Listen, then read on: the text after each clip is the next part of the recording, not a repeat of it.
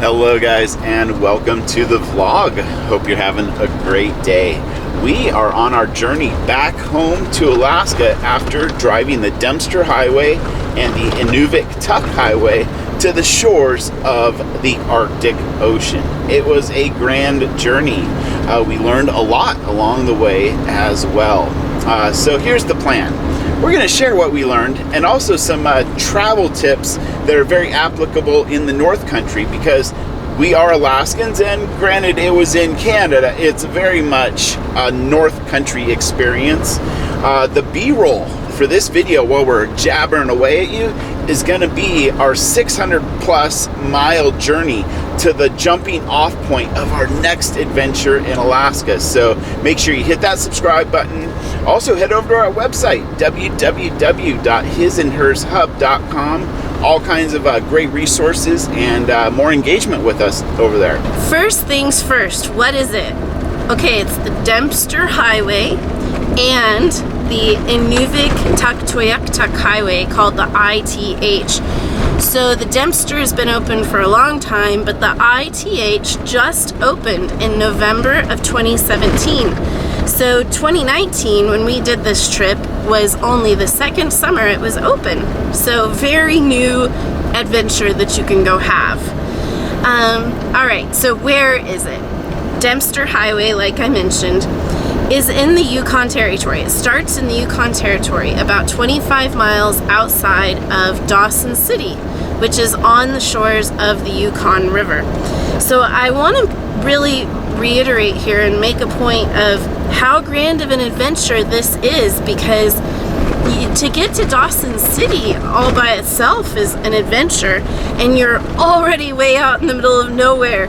And then to get to Tuktoyaktuk, you drive another 500 plus miles up through the Yukon and through the Northwest Territories to the shores of the Arctic Ocean. And let me just tell you, you're out in the middle of nowhere. But that's the fun of it, right? Before we get started, here's an odd fact. We had to travel through 3 time zones on our 1,200 mile journey to get up to Tuk. Odd enough, Alaska has its own, then there's Pacific, and then all the way up in Inuvik, you're on mountain. So let's talk about vehicles. Yeah, it's a big journey just to get up to this area, so obviously you're going to want to be in a vehicle that you trust. So if you're even considering the Dempster, you're already going to be in that right vehicle. What kind of vehicles are good for this journey?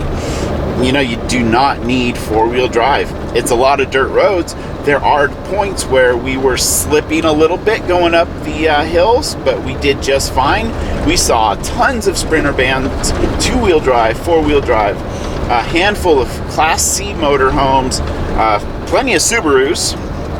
What else did we see? Trucks with cabin. Yeah, it is definitely slide-in truck camper country. You know, a few of those overlanding rigs with rooftop tents, quite a few SUVs towing little small travel trailers. So it's not a hardcore extreme experience, but it will take its toll on your vehicle, and you want to make sure you have the right one. We did not need to have a giant 4x4 overland rig like we do for the journey, but that's what we travel in, and it performed awesomely. That will be our next video when we talk about all the systems and accessories and gear and how it worked. Now that we've talked about the type of vehicle to bring on this journey, let's talk about what to bring for and in said vehicle. First off, I think it's obvious and goes without saying, you should always carry a well-equipped toolkit for your particular rig. Secondly, a well-equipped first aid kit like the MyMedic first aid kit. And we'll just be really clear here, that is not a first aid kit for boo-boos. It is a first aid kit that saves lives and was made explicitly for journeys like this, or being on the road and witnessing accidents that are life-threatening, and it could actually change the outcome. That's why it's so important, and you're far, far, far from nowhere. It could really make a difference. If you haven't watched our video about it before, check out the link here or in the description below to learn more. We're really big proponents of this. Well, let's talk tires. Obviously, you want to make sure that you have good tires, and you want to have at least one full-size mounted spare wheel and tire. You know, it's recommended to have two, but we have one and we were just fine. Let's also talk about some specific things for your vehicle, especially those of us with diesels. Carry extra fuel filters and extra fuel filters and extra fuel filters. They are your friend. Be very cautious when filling up, because if it's raining, water could maybe even get into your tank. The mud levels are really bad when it rains, and you want to keep the exterior of your tank so you don't introduce any just keep it clean so you don't introduce dirt into your tank and just cause a whole world of problems. Speaking of mud, which our vehicle is currently still caked in from this journey and truthfully looks kind of sexy, it's going to impact the lights on the back and potentially the front of your rig. We experienced fog and rain and muddy conditions, so you want to make sure that you keep those lights clean and that you're visible on the highway. Make sure you stop, clean them off whenever you do a fuel stop or at the ferry stops. We're going to talk about weather and road conditions now, because they are closely related. A good solid rainfall or a few days of it can make the roads a mess, especially if they haven't been graded properly and they don't have a crown to promote proper drainage. I would like to tell you that there's a certain bad stretch here and a certain bad stretch there, but the road is alive, guys. So keep that in mind. I may tell you the last 30 miles to Tuck were absolutely horrendous for us, and they actually were. That was a jaw-jarring, kidney-shaking, back-aching, horrible ride. You know, just to end the adventure is quite awesome in that right. But the road is alive. It will change day by day. And now the weather. You're heading to the Arctic Circle. Do not show up in board shorts and flip-flops. Make sure you have the proper footwear, some layers. The summer months, you know, this has been a wickedly hot summer up here in Alaska in the North Country, but that's rather unusual. But be prepared for below freezing temperatures, rain, wind. Keep in mind, you're literally heading to the Arctic Circle, and you need to be prepared with the proper gear. Speeds. So I will precursor this with it's very vehicle dependent, and the suspension that you have on your rig is going to determine how fast you can drive. But for our rig, we cruised at speeds between 25 and 55. And then there were those areas that Ben mentioned, the jaw-jarring, kidney-shaking, back-aching sections where we actually came to full stops because the jarring got so bad and the only way to stop it was to stop the vehicle. There are lots of potholes, and so you want to be ever aware and be looking out for them to either avoid or slow down for them. It's a well-established tip that airing down your tires a little bit on a rough road helps smooth things out.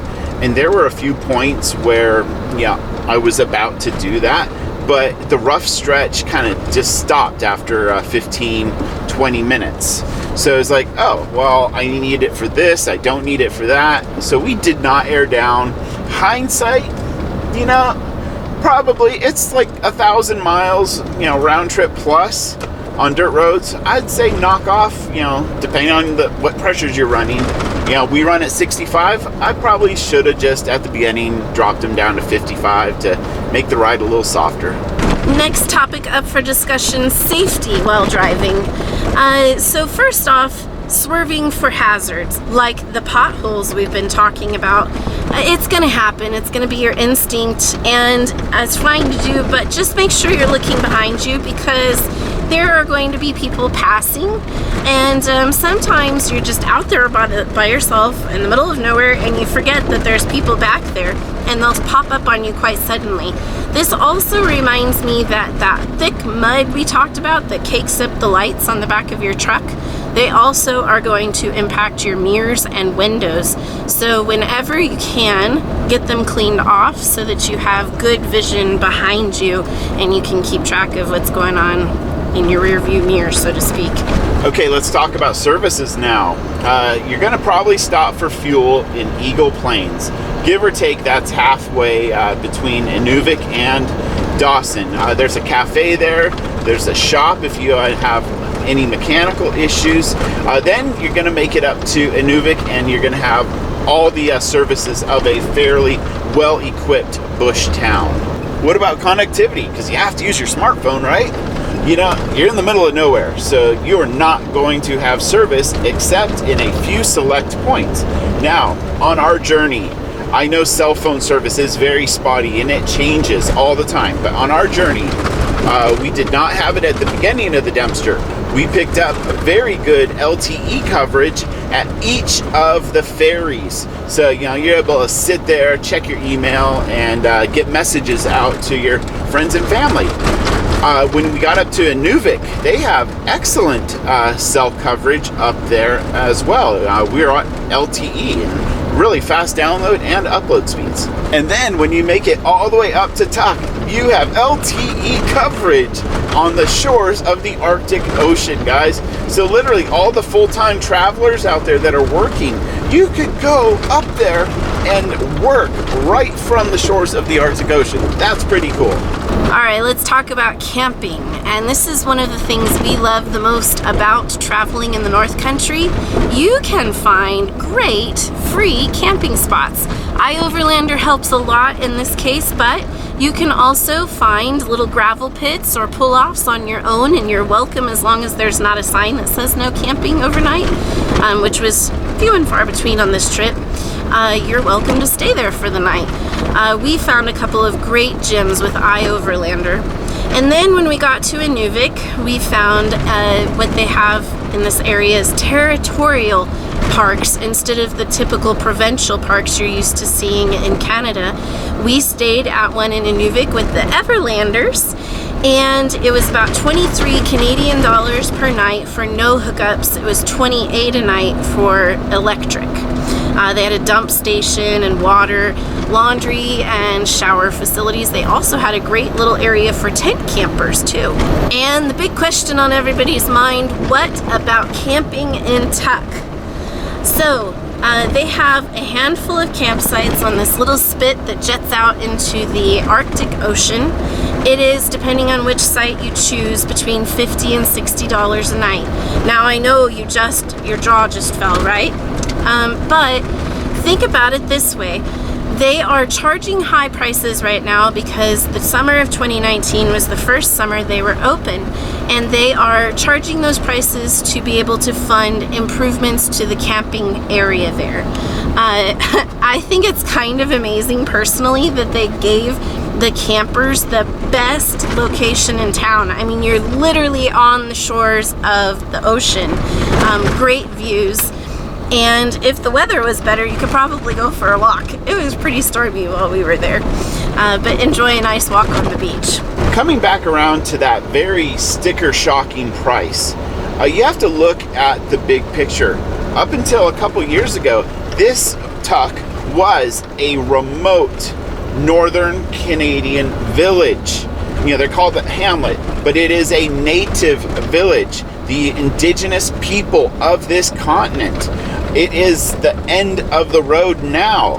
You know, even before there was a road, it was the end of the road. So things do not leave. You go into these villages, you may be shocked at the way things look. You know, you gotta realize you're not in the city and you're at the end of the line. So if you see broken down equipment and snow machines, keep in mind that, you know, that's a wealth of parts that somebody might need one day. Okay, circling back around to why that campground is so expensive. It is in the middle of nowhere at the top of the world. Nothing is cheap. So keep that in mind, and I viewed it, if we decided to stay the night, we didn't because we just wanted to get the journey back home going. I would have viewed it more as a donation to helping out future campers, and I would have been more than happy to pay $50, $60 a night purely to just help future people. One last thought on this topic: if you happen not to be traveling to Tuktoyaktuk in a camper, they do have a handful of bed and breakfasts. The visitor center has a list, so you can call or get that ahead of time. And they also have 2 restaurants that we were aware of. We tried Grandma's Kitchen. You can try some traditional native cuisine, like, for example, we had muktuk while we were there, which is boiled whale. So they do have services there, but you probably want to bring a little bit of your own food because it is pretty pricey up there. Wouldn't hurt to bring a cooler. So how long should you allow for this trip up to the shores of the Arctic Ocean? That really depends on the traveler. We have a time schedule on this trip. We would have loved to spend 2 weeks, and you could easily spend 2 weeks having a great time working your way up. We made it up in give or take 2 days. We spent 2 days up there, and on the way back this journey, we knocked off Inuvik to pretty much the beginning of the Dempster, all in 1 day's driving. So that just puts things in perspective. You know, you could do it all in 1 day if you were flying up there, but you're going to be missing a lot. So every day you can add, the better. What to do on this trip? Man, the list is actually quite long, if you can believe it. So on the journey up there, be sure to stop and get pictures at the Arctic Circle sign. That's kind of a special thing. The natural and free opportunities abound. So hiking, berry picking, there's opportunities to stop and go fishing, tons of amazing photo opportunities. Once you get up into the Inuvik and Tuktoyaktuk area. So Inuvik is a vibrant little town. There's a beautiful church there to visit. They have a lot of restaurants. They have charters for fishing and kind of like the typical things you would expect at a town of about 3,500 people. When you get up to Tuk, keep in mind that it's a new venture for them to have tourists who didn't have to fly in to get there. So they maybe aren't as developed in the area of organized tours, but they still have a sod house to visit. You can check out the pingos, which are naturally occurring hills that happen as a result of lakes and permafrosts freezing together. You go Google it and read. It's really cool. You can also bring your own kayaks or canoes and go for a nice paddle. They have events at a local hall in the evenings. Check out the grocery store and see what kind of prices they have. That's always entertaining. They also have plenty of things like community things like basketball courts and diamonds for baseball. And something I think is really cool is you can go swimming in probably one of the most northern swimming pools on the planet. So, yeah, all kinds of things to keep you busy. It's pretty awesome. If you love documenting your travels as much as I do, you will probably have a drone.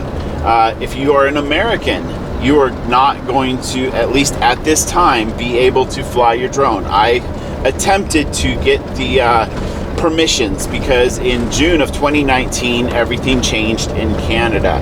There's recreational and advanced licenses, and as an American they just do not have it at this time where I can qualify. I look forward to that day because it was absolutely spectacular, and we were driving through these spots. It's just God's country, and thinking like, oh my goodness, the drone would be so nice, but It's kind of torturous. yeah, I gotta obey the laws when I'm a guest in somebody else's country. Speaking of obeying the laws and respecting the traditions of countries that you visit, I want to touch on a topic that was something of discussion on forums as well as people that we talked to while we were on the trip. And that is experiencing some rudeness from the locals in the far north country. I think it's really important to remember that even if you are Canadian or have traveled to Canada before, it's different there.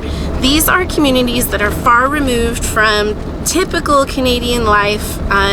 They often have a large native population, and so you're going to have some pretty significant cultural differences. They communicate very differently, and while you might perceive it as rude, you might want to consider that It could just be a difference in culture. It's also really important to remember to respect their traditions and them as locals. I personally experienced very kind, very generous, talkative, chatty, happy people. So just keep that in mind. Be culturally sensitive. And be aware of your surroundings and the privilege and honor that it always is to visit people of another culture or another country, and that you are the visitor in their home. All right, guys, this video is a wrap. Thank you so much for watching. You'll find links to the things that we mentioned in the video description. But yeah, I strongly encourage you to just make the trip up to Tuktoyaktuk.